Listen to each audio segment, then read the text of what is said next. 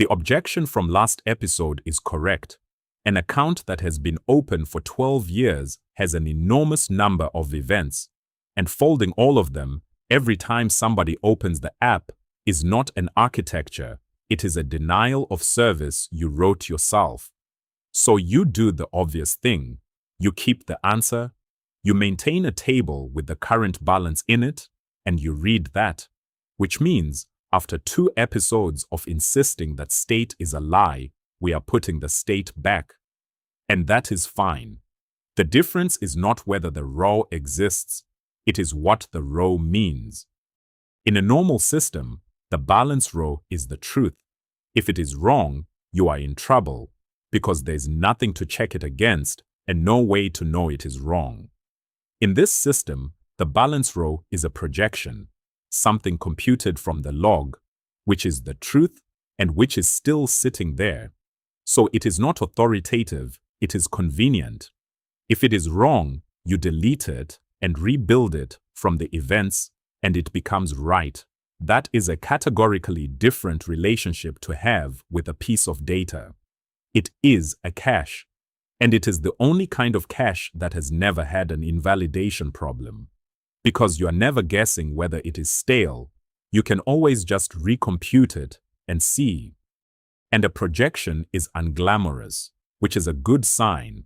It subscribes to the stream, keeps track of how far it has read, and applies each event to a table. That is all.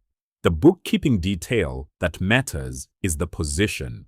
The projection records which event it last processed in the same transaction as the update it makes, so if it crashes, it resumes from exactly the right place rather than double counting a deposit.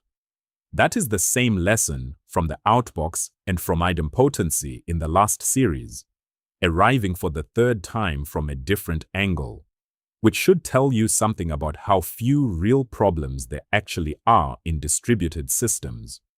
Now the payoff, and it is the thing that converts people. The business asks for something nobody anticipated. Show me, for every account, the largest single withdrawal in each month of the last 3 years. In a normal system, that data does not exist because nobody stored it, and the answer is a project. Here, it is a new projection.